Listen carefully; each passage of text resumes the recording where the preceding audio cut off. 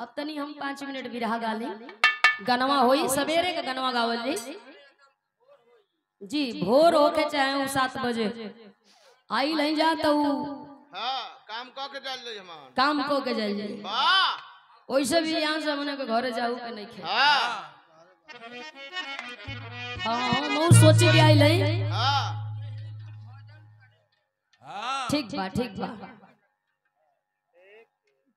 बल्कि यही 50 रुपया ना दे के हमन के 20 कड़ी कहीं रोड पे जमीन होके दियावा दे सही रही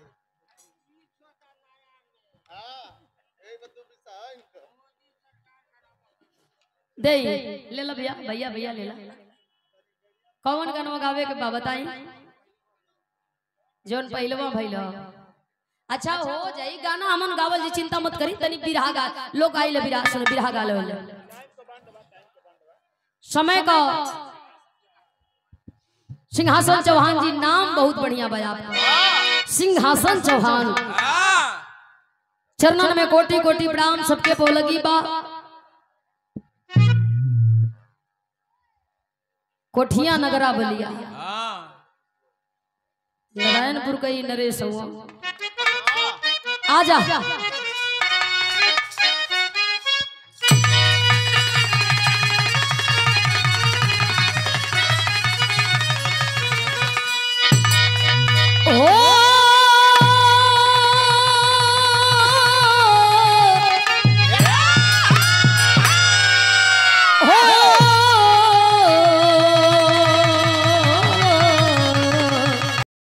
भोले बाबा जोगिया हो रहा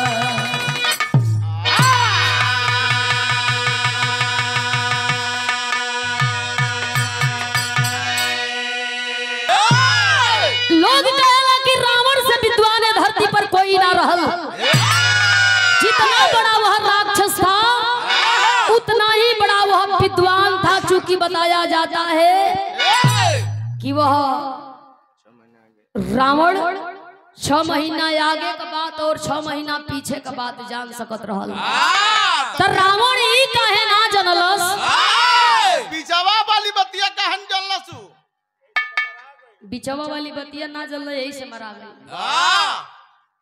रावण के काहे ना पता चलल कि हमार मौत कब और कैसे होई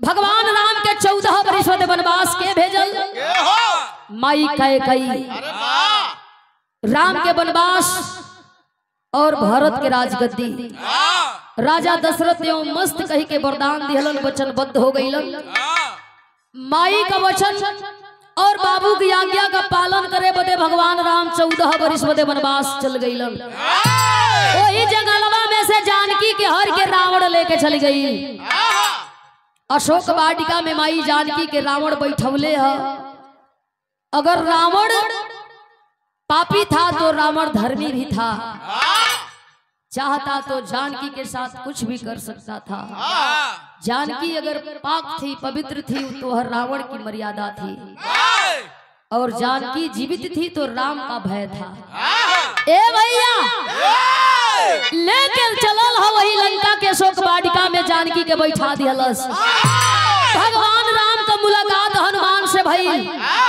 लेके हनुमान जी लंका पर चढ़ाई कैलन पुल बनल सेना समेत भगवान राम जब लंका पर गईलन तब विशाल रावण का वध कैलन भगवान राम रावण के मार के और जानकी के लेके जब अयोध्या वापसी कैलन हो तो घी का दीप जला के भगवान राम का स्वागत कैल गई और माई जानकी का स्वागत लक्ष्मी रूप में कैल गई जवन कल हम मनावल गई दीपावली के रूप में 31 तारीख के चूंकि यह कार्यक्रम आज ना होके कल होके वाला रहल 1 तारीख के लेकिन व्यस्तता के कारण ये भाई लोगन को भी मजबूरी है हमने कभी कि आज हो गई 2 तारीख के ए भैया दीप जला करके भगवान राम का स्वागत लोग कईल सिंहासन पर भगवान राम विराजमान होके वाला हुआ हाथ में तिलक चंदन माथे लगा के लोग भगवान राम से सवाल कईल लोग पूछे लगल रावण के मरला अब लंका में के हो भगवान राम कहला कि अब लंका में केहू ना। वाह रावण मरा गई तो रावण के बाद लंका में कोनो वीर ऐसा नहीं नहीं थे जवन लंका में पुनः अत्याचार करे। भाव बा कैसे भैया?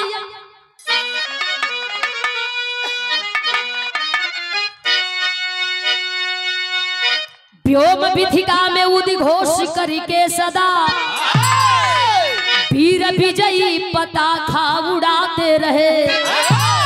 आन पर जान देना गंवारा जिन्हें शान सम्मान घरदम बचाते रहे। राजा रावण प्रतापी था पंडित महा, विश्व भर में कोई जिसका सानी नहीं। जिंदगानी जवानी भी था बाहुबल, जब जमाने में रह जाए पानी नहीं।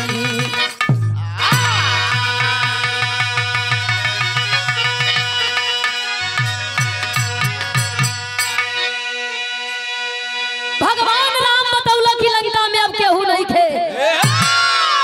वही में कुछ लोग हंसा था भगवान राम के ऊपर। मर्दे का शान मारल जाला, मर्दे का जान ना मारल जाला। भगवान राम लोगन का बात सुनत हुआ ठीक बा, लेकिन हम पहले ओकर शान ओकरी बाद ओकर जान ऐसे मरली कि न उ रही और न फिर केहू को स्त्री का हरण करी। अब सवाल बा कि लंका के चलाई? भगवान राम कहला कि विभीषण है न हुआ चलावे खाती। विभीषण लंका के चलई हन। बिरहा में एक लाइन गजल के अंदाज भैया कैसे, तनी सा हारमोनियम उठा ली भैया।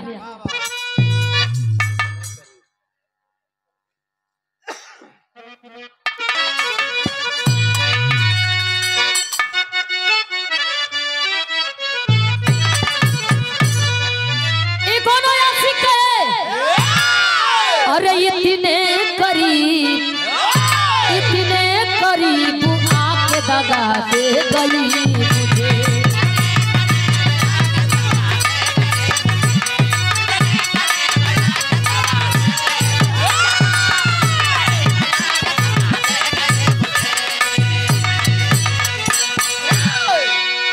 इतने करीब आके दगा दे गई मुझे।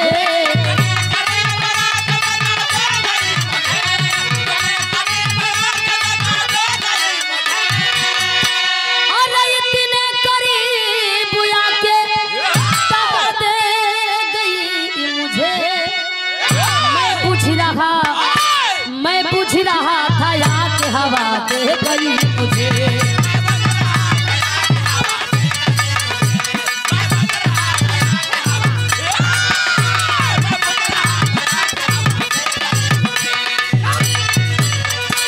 लेकिन भाव बड़ी सुंदर कवि जी लिखलन। अब लंका का एको वीर हवा ना तो लंका के राज सिंहासन संभारी, लंका के राजा बनी। के तिलक लगी, के चंदन लगी। भाव कैसन? अरे दुश्मन को मारी डाले रघुवीर लंका में।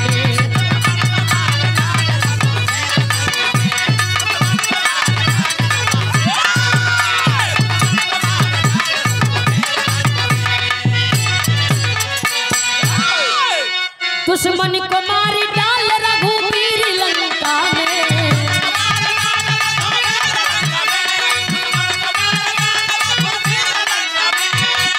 अरे दुश्मन को मारी डाले रघुवीर लंका में।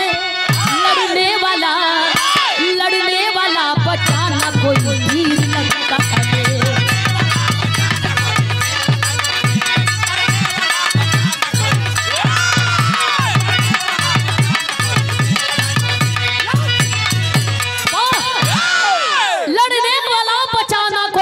लंका में ए भैया सबकी मन का भरम खत्म बा। सब भरम में बा कि अब लंका का कोनो वीर तैयार ना होई जे लंका में अत्याचार करी। आ तब तक वही लंका का वारिस जेकर नाम बतावल गईल मुल्कासुर। एगो लौड़ा सुर आइल बा। हाँ खाली घूम के मशरूम खात हमें वो। वही लंकावा कवारिस मूलकासुर के रहा कुंभकर्ण का बेटा मूल नक्षत्र में पैदा भइल। मूलकासुर के कुंभकर्ण दंडक वन में फेंकवा दिहलन। आजे पैदा भइल आजे कुंभकर्ण अपने बेटवा के दंडक वन में फेंकवा दिहलन। ई रही त लंका का सर्वनाश हुई। एकर नक्षत्र गड़बड़ है। आप में हम में भी नक्षत्र जोड़ल जाला। कौनो कौनो लइका तीरतेजी में पड़ जालन। लोग कहेला कि या त लइका मरी न लइका का बाप न लइका का माई। कौनो कौनो लइका लमेरा हो जाला। बरखा बुन्नी आई त बिजली से पहले ओकर माई बचाई। न जाने हमार लइकवा कहाँ बा हो दादा लमेरा हो। बुन्नी एक एगो परत हम मार दे बिजली लइका मर जाए। नक्षत्र होला। अब कुंभकर्ण अपनी बेटा के फेंकवा दिहलस। वही दंडक बनवा में कुंभकर्ण का बेटा मूलकासुर तैयार कैसे भई? वे मद का रस चाट चाट के आई तैयार भई। होशियार भई, सयान भई, जवान भई। मूलकासुर एक विशाल राक्षस का पद पा गई। एक एक खबर लग गई दंडक बनवा में कि लंका का राजा रावण मरा गई। लंका जर के राख हो गई। और जब खबर मूलकासुर के मिलल ई गुस्सा में एकदम लाल हो गई। लंका में अब केहू ना सेना साज के आ मूलकासुर ही लंका में चले का तैयारी कैल। बैठल आसन मार के आ वही ब्रह्मा जी का वाहन करे लगल। ओम ब्रह्माय नमः, ओम ब्रह्माय नमः। पुकार सुन करके ब्रह्मा जी आ गईलन। और आकर के ब्रह्मा जी मूलकासुर के सामने खड़ा हो गईलन। सवाल कैलन, बेटा इच्छा अनुसार पर मांग ले, हम वरदान देवे के तैयार बानी। आंख खोल के जब देखला मूलकासुर, हे प्रभु हमके वरदान दे दो कि धरती का कौनो वीर हमके मारे, धरती का कौनो मर्द हमके मारे, हमार मौत न होके। ब्रह्मा जी मस्त कही के अंतर ध्यान हो गई। मूलकासुर जब वरदान के पौला ह तो वही लंका की ओर चले का तैयारी कैला। गीत लगल भैया।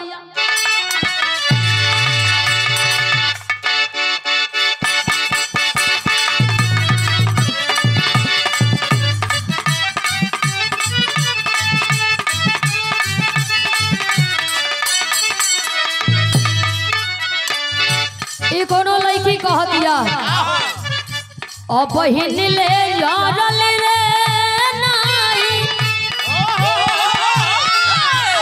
बहिन ले यारल नाई, लाना के जोली मई रे ना जगाई।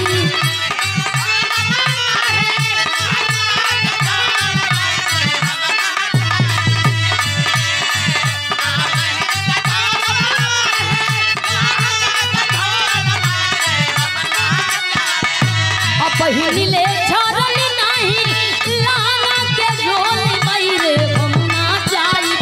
ससुरा में पियावा बकलो मई रे हम ना जाइब। ससुरा में पियावा बकलो।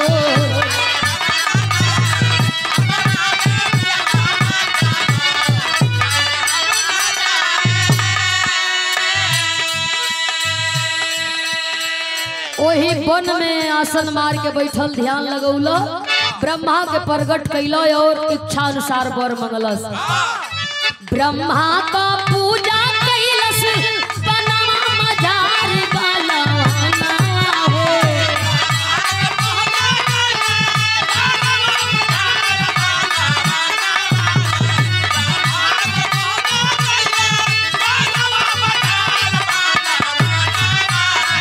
पाया वरदान जस विचार बलवाना हो। पाया वरदान जस विचार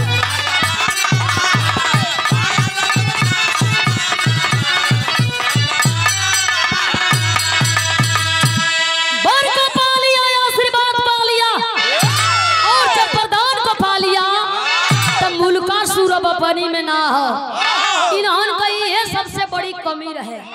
जब ई कुल वरदान पा जाए अड़ाव ना लो सब। जब भी इन्हन के वरदान मिले तब भी ई लागों से बतावे कि हम कुछ बानी। जेही का मन करे गर्दन काट दो कुल, जेही का मन करे ध के गर्दन मिडोर दो कुल, जेही का मन करे बाहें तूर दो सो, जेही का मन करे हवन में ले आके पानी डाल दो सो। अभी जब वरदान पौलो तो एक अड़ाव नहीं खे। सेना साज के आ मुल्कासुर वही लंका पर चल देला। वही लंका पर जब चढ़ाई कइल ह त टेरी का भाव लिखल गइल बा।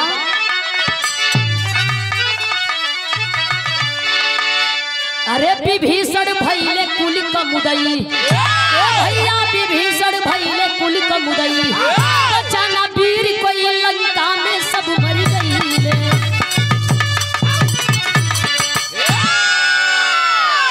बचाना वीर कोई लंका में सब मर गइले। विभीषण भइले कुल का मुदई। वही लंका में जाके विभीषण के लागल मुल्कासुर ललकारे हो भैया। कहला का मतलब घर का भेदी लंका लंका डाहे। मुल्कासुर के गुस्सा ये बात का बा कि खाली कहे के ई चाचा बा, ई चाचा लायक बा ना। पहले एके मारब ओकरे बाद राम के मारब तब जाके बदला पूरा होई। वही विभीषण के मारे खातिर मुल्कासुर खेदियाई लिहलस। आगे आगे विभीषण भागत हो, पीछे पीछे मुल्कासुर पोकियावत हो। भाग के गइलन कहां विभीषण गीत लगल है।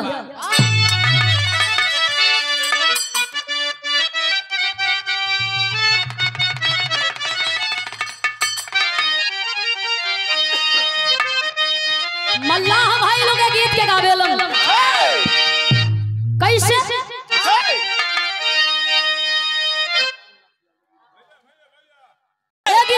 मल्लाह भाई लोग कैसे गावेला। अरे तो हम के चढ़ाई तो मैया, अरे नारियल चुनारिया की गंगा पारी कैदा बोझल हमारी नेवारिया होगी गंगा जी।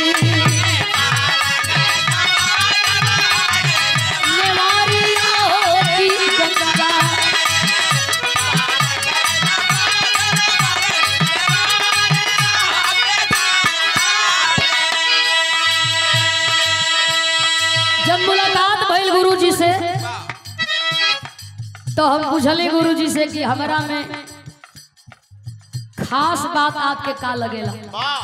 तो गुरुजी एक के बात बतौली 100 बात का एक बात हमरा से ये कहलिए कि बेटा तुम्हारे एक के चीज हमके खूब निक लगेला, बिरहा से बिरहा और मतलब से मतलब आलतू फालतू काम ना। दूसरी बात कि मंच पर तू तनिको नाचे लू ना, सबसे अच्छा ये एगो चीज लगेला। ये गुरुजी का बात रहा और गुरुजी बतौली हम कि तमाम लोग बा कि नाच के आ बिरहा के ऑर्केस्ट्रा कैले बा। हम ये कहलिए गुरुजी से कि ई कबो होई ना, जितनी हमार काम बा हम उतने करो। बाकी आई विभीषण भाग के गइल, ओही अयोध्या में भगवान राम की आगे हाथ जोड़ के रोवत बा। घेरा में घेराई हो गई,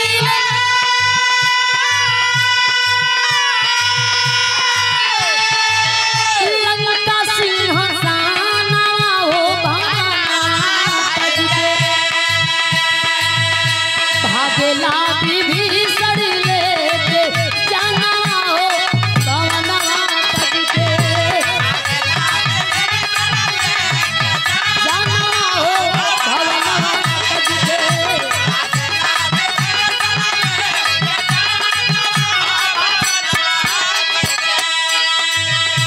अयोध्या में जाके कहे राम के समान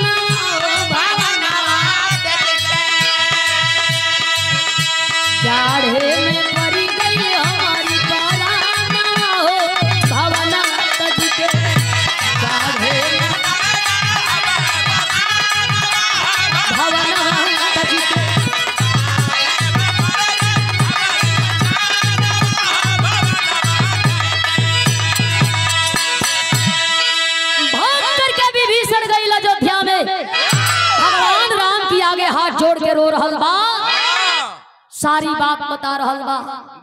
भगवान जब लंका में रावण के मरल तो तू ही बतौल कि अब लंका में कोनो वीर पैदा ना हुई। भगवान कहला कि कोनो शंका बा? कहली तो कहली। विभीषण रोवत बा, कहलस कि तुहार कहल झूठ हो गई। भगवान राम कहला ऊ कैसे?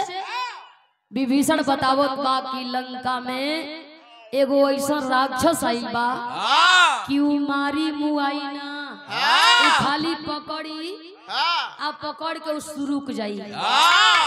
भगवान राम ताकत हुआ विभीषण सपना में उठ के नहीं न अइल कहो लंका में ऐसा कौन राक्षस आ गई। विभीषण के आंख में आंसू, हाथ जोड़ ले कलम प्रभु अपना आंखी से देख के आवतनी और ये कही बात कहता कि पहले विभीषण के मारब फिर राम के मारब। भगवान राम गुस्सा में लाल हो गई, हमके मारे वाला कौन पैदा हो गई रे। देखा कहल जला धन बढ़े तो बढ़े मन बढ़े के ना चाहिए। अब भगवान राम के घमंडे बाती कहो कि लंका में रावण के मरली तो रावण से बड़ा राक्षस कौन लंका में पैदा हो गई। चलिए चल के तनी देखी। विभीषण हाथ जोड़ल, जल्दी चलो प्रभु, तू ही चलब तब्बे कुछ हला भला होई। हाथ में धनुष बाण उठौलो भगवान आ वही अयोध्या से लंका चले के तैयारी कैलो। हरकल मानत परकल, ई परकल बनो कि रावण के मरली तो वो के मारो। आ जब लंका में भगवान राम पहुंचल हुआ तो लगलो गरजे, लगलो भगवान राम ललकारे, कौन वीर है जरा सामने तो आ, मैं भी तो देखूं कि कितना बल है तेरे बाजुओं में। मुल्कासुर उठ के आई और या करके भगवान राम के सामने खड़ा हो गई। भगवान नीचे से या ऊपर जब ताकत हुआ आए, अरे बाप रे बाप, विभीषण पीछे में खड़ा हो। जब भगवान राम विभीषण की ओर तकला तब विभीषण आंख बंद कैले, ना हम ना ताकब, हमार तो गए सुपटल बा तब्बे क। भगवान राम ललकरलन कलन की चाहे जितना बली होखे मारब तो हम ही कला की वीर है। मुल्कासुर कहा कि ओरिजिनल वीर है। भगवान राम कला की सुन, एगो वीर का पहचान नहीं होला कि वो रणभूमि में लड़े और अपनी वीरताई का परिचय दे। मुल्कासुर के भगवान राम को चैलेंज स्वीकार हो गई। चलो चल के जेगा मन करे होगा फरियाला, जेगा मन करे होगा लड़ीला। रणभूमि में एक तरफ मुल्कासुर और दूसरी तरफ भगवान राम, शस्त्र का प्रहार होके लगल। धनुष बाण लेकर के भगवान राम सन सन बाण चलावत हुआ। मुल्कासुर का कबो बाही कटे, कबो गोड़ कटे, कबो शरीर का आधा आधा भाग हो जाओ। गर्दन पर मरलन तान के बाण गनगन गनगन नाचत बाण गईल आ जाके गर्दन पर लगल। मुल्कासुर का गर्दन कट के फेंका गईल। आ जब मुल्कासुर का गर्दन कट के फेंका गईल, भगवान राम ताकत हुआ विभीषण की ओर आसन किया हुआ कि देखला, देख ली हला हमार पावर, देखला ना मार बाई ऐठत हुआ। ए हरिया विभीषण की ओरिया ताक के अब विभीषण के ललकारत हुआ कि देख ली हला। देखा विभीषण देखत कि मुल्कासुर उठ के आवत है। विभीषण देखत बा कि मुल्कासुर जस का तस खड़ा हो गईल। विभीषण देखत बा कि मुल्कासुर का मुड़ी सट गईल। मुल्कासुर आवत है, भगवान ने हर ताकत हुआ। अब विभीषण मुल्कासुर सिर पे ताकत है। विभीषण भगवान के इशारा करत होनिया देखा, होनिया देखा वो आवत है, अगवा देखा होनिया ताका आवत है।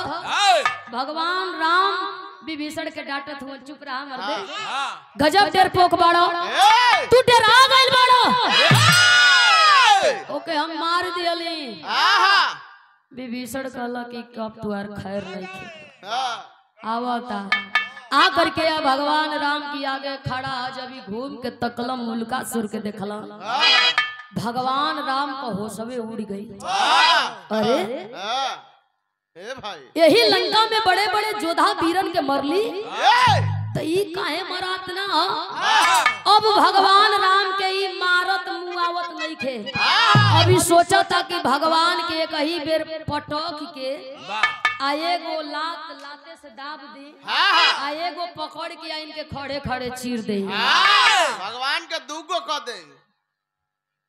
जे भी जाके भगवान को औहे गरटी धैला सा। हाँ नटई हो।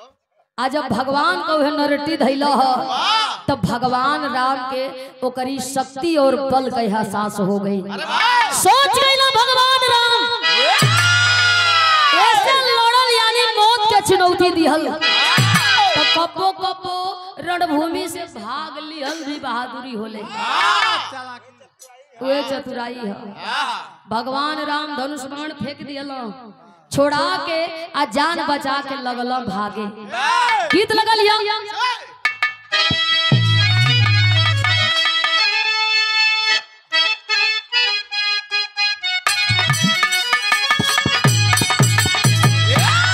और सुंदर पुरस्कार अखिलानंद यादव जी। अरे तपारी उमर कमर लचकानी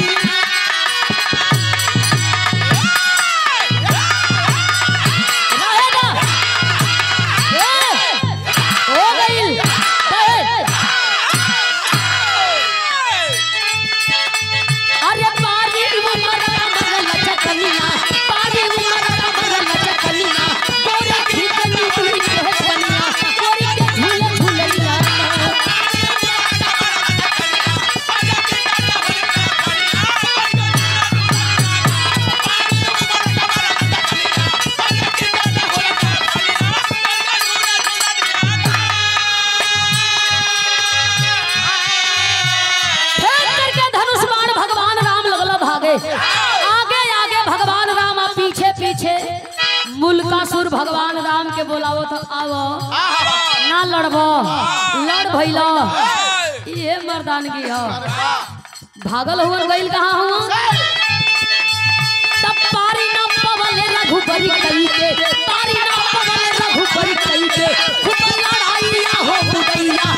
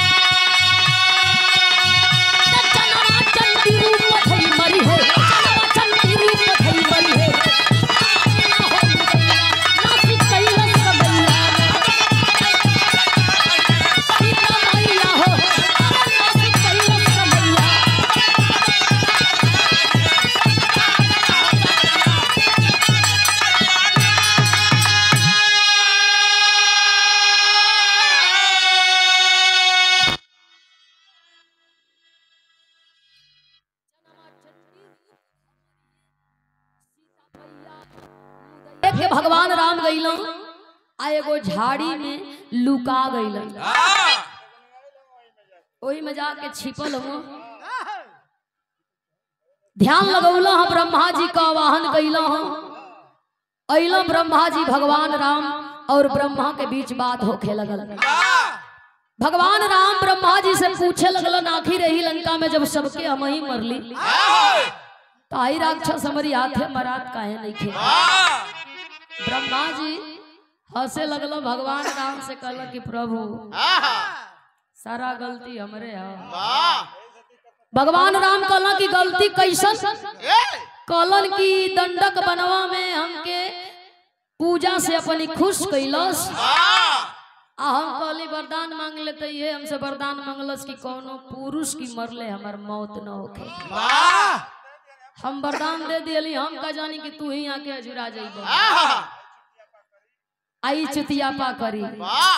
भगवान राम कहलन कि तब तो ठीके कैले बड़ा मने हम मरा जाई ब्रह्मा जी कहलन कि प्रभु तू मारा जाइब तो सगरी खेलवे खत्म हो जाई। एहू का मौत लिखल गई, लेकिन एके मारे वाला के ह? भगवान राम कहलन कि जल्दी बताओ कि एके मारे वाला के ह, आ नहीं तो हम ही के मार के खा जाई।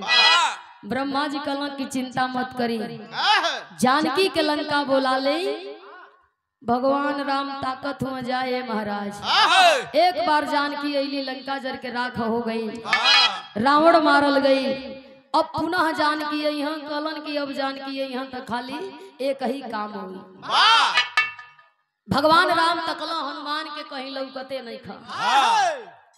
पेड़े बाबा ने पता ही सुर कतन हनुमान के तकलन भगवान राम देखत हुआ कि शीशों का पेड़ पर चढ़ल हुआ, और वह शीशों का पतई सुरकत हुआ,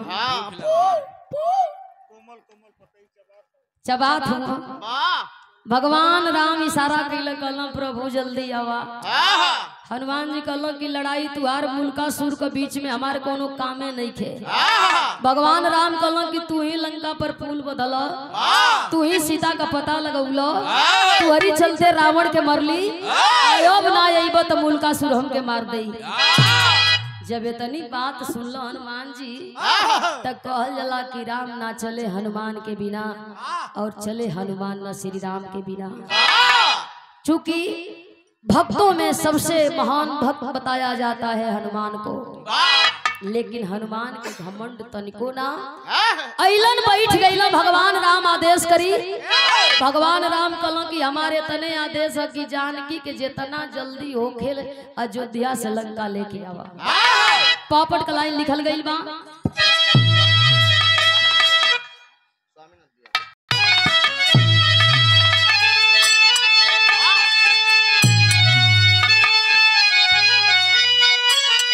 हनुमान से करते राम जी क्रिया डरिया लागले, हम ना जीतब लंका को समरिया डरिया लागले।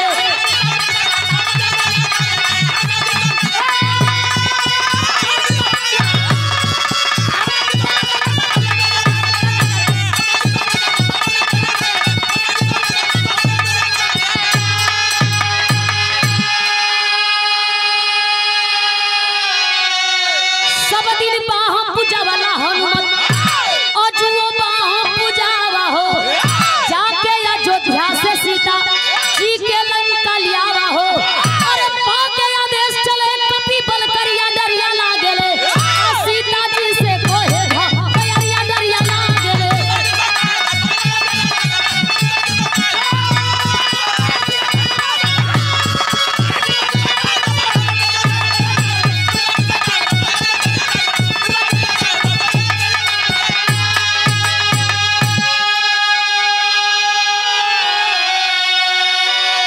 सीता जी से कहे धो पैरिया डरिया लागेले। हनुमान जी बतौला माई जानकी जल्दी लंका चला। पूछा तड़ी जानकी जी की का हो गई लंका में। हनुमान जी बतौला कि तनको लेट करबू तो 16 श्रृंगार से एक श्रृंगार तुहर कम हो जाई। माई जानकी बुझ गई कि बुझाता कि हमारे प्रभु राम के ऊपर कौनो खतरा मेड़ रहा। तैयार भइली माई जानकी, चलल अल्लाह का भाव लिखल गई।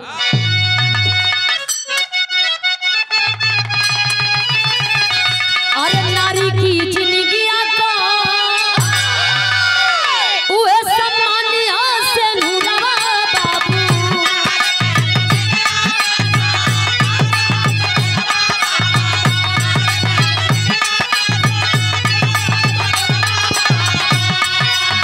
बिना से नूर पूरा ना होला 16 हो सिंगार।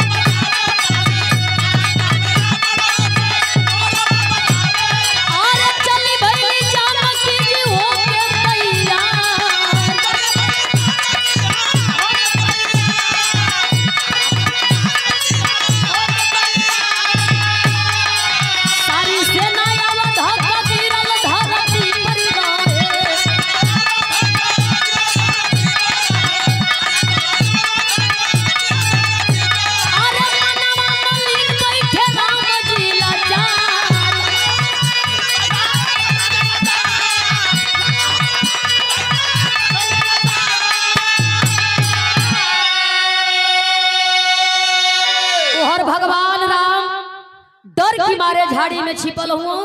आए हरिया जब माई जानकी लंका गईली हो, देखा ताड़ी कि सब लोग लाचार बा, केहू का हाथ कटल बा, केहू का गर्दन कटल, केहू का गोड़, केहू कोसों दूर जाके रोता, लेकिन भगवान को ही नहीं खन लौकत। अब माई जानकी के गुस्सा आइल हो और गुस्सा में माई जानकी आग बबूला हो गईली। भगवान राम के जब ना देखली, सोचा ताड़ी कि आवे में लेट हो गई, और लागता कि हमरे भगवान प्रभु श्री राम के राक्षस खा गई। भगवान राम नैखन, आग बबूला माई जानकी ललकारत है मुल्कासुर के। कौन वीर है लंका में, हम भी तो देखे। गैला कुल दूगो गोजी लिहले, आ जाके ये दोनों ठौरा वही मुल्कासुर के जगावत हुआ सब। महाराजा की जय, राजा की जय। मुल्कासुर पूछे लगल, ये दोनों मंत्री बताओ तुम से जोन भलवा ले ले हो साहब, कोनो मेहरारू आके आ तो के ललकारत हिय। उठ के मुल्कासुर आइल, आ जब माई जानकी के देखला दमदम चेहरा चमकत बा, गई लोही माई जानकी की बगल में मुल्कासुर खड़ा हो गई। अगल बगल से निहारत बा, माई जानकी से पूछे लगल कैसे आइलू। माई जानकी बता रहल बाड़ी कि हम तुमसे लड़े आइल। हंसे लगल, बा बताओ आई मरद रणभूमि छोड़ छोड़ भागत हुआ, अब भाई मेहरारू हमसे लड़े आ गई, तो कब्बो कब्बो मेहरारू इतनी वो हो जाली, अपने के कमजोर कबो समझे के चाहिए ना, और मर्द भी कबो कबो मेहरारू के समझ कि पैर के धुरिये समझेलन। इतने बुझेलन कि हाय अगला तेरी यही कहानी, आंचल में दूध आंख में पानी। चूंकि एक औरत से ही बली और बलवान धनवान विद्वान पैदा होता है। ए भैया, मुल्कासुर माई जानकी के देख के हंसता, और वही माई जानकी से कहे लगल कि काम से लड़े आइल बड़ू, मत लड़ो, हमार रानी बन के यही लंका में हमारी संगे रह। माई जानकी मुल्कासुर का बात सुन के नाराज ना भइली, बल्कि मुल्कासुर को सगरी बात स्वीकार हो, कहली कि तुहार कुल कहना मानब, रानी बनब, पटरानी बनब, बाकी जैसे भगवान से तू लड़ के अब भगवान के रणभूमि से भगा दिहला, एक बार हम चाहता नहीं कि वही हम से लड़। तो एक घमंड बा कि जब मरद भाग गइल ताई मेहरारू थोड़ी हमके मारी। एके तो भरम बा कि वरदान मिलल बा, केहू की मरले हमार मौत ना होई, लेकिन एके का पता कि ई वरदान में खाली मंगले बा कि कोनो मरद की मरले हमार मौत ना होखे। अब रणभूमि में माई जानकी और मुल्कासुर के बीच में लड़ाई होके लगल। बिरहा का आखिरी निचोड़ खड़ी लाइन में लिखल गई,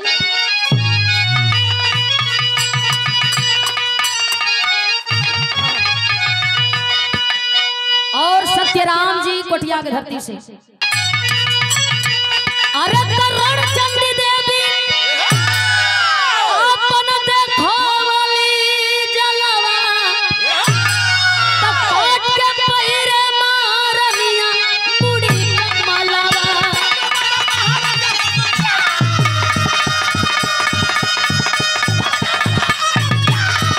बहुत अच्छे।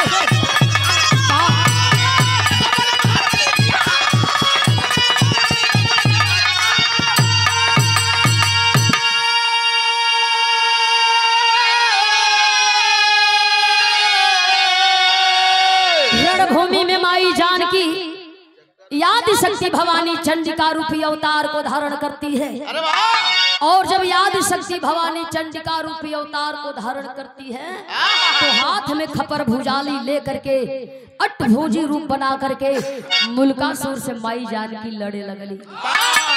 ई भौरव में मुल्कासुर माई जानकी की लगवे बार बार जाके खड़ा होके, एक ही बा कि हमार गर्दन कटिया तो वो सट जाई, देह का आधा आधा कर दिया तो वो सट जाई, हमार बाही कटिया सट जाई। यही भौरव में जियत हो, और तब तक माई याद शक्ति भवानी चंडिका रूपी रण चंडी अवतार बाल पकड़ करके एक हाथ से और एक हाथ से लेकर के खड़क भुजाली मारती है, मुल्कासुर का गर्दन कट गई। और जब मुल्कासुर का गर्दन कटल हो, घुमाई के मूड़ी फेंक दिहली रणभूमि में। मुल्कासुर का मूड़ी गिरल, रक्त पियत है। जितनी राक्षस आवे अब एक ही रट लगा रहल बाड़ी माई जानकी, मुझे रक्त दो, मुझे मुंड माला दो, मुझे रक्त दो, मुझे मुंड माला दो। ई भुला गईली कि हम जानकी है। लगली जे आवे बाल पकड़ के मारे, गर्दन सप दे कटे, खून रोके या पिए। आगे बढ़े लगली, रट लगावो थी, खून दो, रक्त दो, मुंड माला दो, रक्त दो, मुंड माला दो। सगरी देवता हैरान हो गई कि अरे बाप हो बाप, परलय हो जाई, जे के नाम मराए के वो मरा जाई। मुल्कासुर तो मराई गई, निर्दोष भी मारल जइहन। सब लोग गईल आ सब लोग जाके वही ब्रह्मा जी के 4 बात सुनावल। जाए महाराज, तुहार तो 5 गो मुड़ी है, एगो कट जाई तब वो 4 गो कामे आई। आज करे गो बा ओकर कट जाई तो यही कैसे काम चली। जल्दी जाया, भाग के जाके भगवान राम के जगावो। गईलम ब्रह्मा जी भगवान राम की आगे हाथ जोड़ना, ए प्रभु जल्दी चल या चल के माई जानकी के शांत करो। भगवान राम उठ के अइलन और माई जानकी का विकराल रूप देख करके हिम्मत नहीं हो कि सामने जा। डेरात हो कि अभी हमके चिन्हियो कि ना चिन्हियो, हो न हो कि हमारो ई मुड़िया काट के फेंक दो। बाकी हिम्मत कैला, भगवान राम गइला आगे खड़ा भइला, हाथ जोड़लन। शांत हो जा देवी, त्राहिमाम देवी, शांत हो जा देवी। भगवान राम का बिनती और माई जानकी का गुस्सा। माई जानकी गुस्सा के जब त्याग कैली हो, जब अपनी रूप में अली हो, अब भगवान राम के देखली हो, कलाई पकड़ली, आंख में आंसू कली। प्रभु कल कि हम आई जिंदा आई, चिंता मत करा। कली की चला अयोध्या फिर लंका या मत ले करके भगवान राम के चलल चाहत बाड़ी। मुल्कासुर का समर्पित में कई दिहली संहार। अरे वीर चरण पर लंकावासी करल जय जयकार। तब प्यार के बरसे लागल पनिया मुड़ी का माला।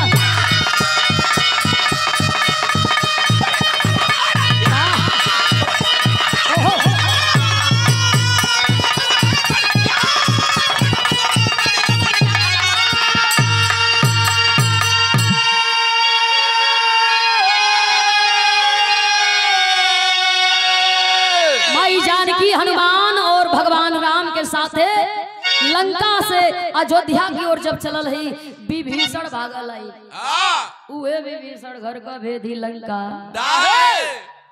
हम कहिला नहरनी कबो टंगा ना होई, आ शरीफ कबो नंगा ना होई।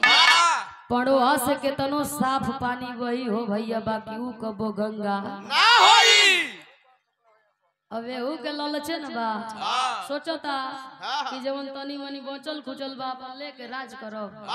बाकी वही जानकी की आगे हाथ जलक अलग कि माई भगवान जी कहला कि लंका में कोनो वीर ना तो ले ही आ गई, तू हम कुछ कह। पकड़ली कलाई माई जानकी ले जाके सिंहासन पर बैठा दिया, तिलक लगौली, वरदान दिहली माई जानकी, वरदान देती हूँ लंका में कोई वीर पैदा न होगा और ना विभीषण को मारेगा। अब विभीषण निडरता के साथ लंका में पर राज करा। अरे वाह! बताया गया विभीषण को निडर राज देकर सीता महारानी राम के साथ सेना समेत अरे चली अवध राजधानी।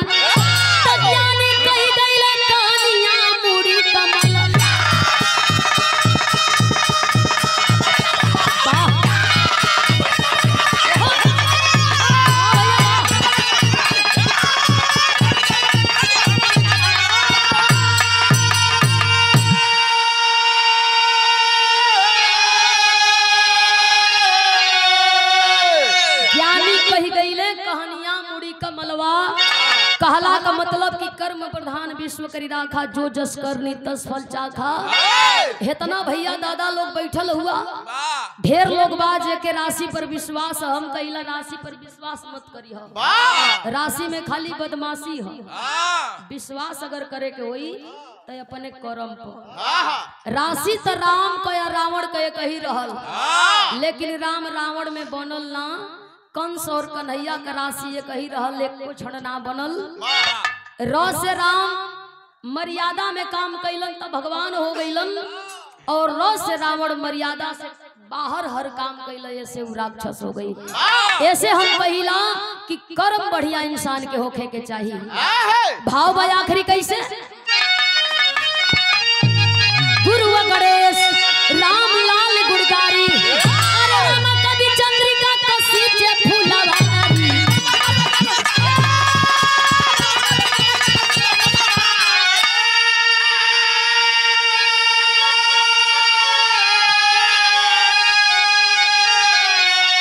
मीनाक्षी रमा कवि मिली हरि के गुड़ी गाय जा, अरे अवधि नगरिया।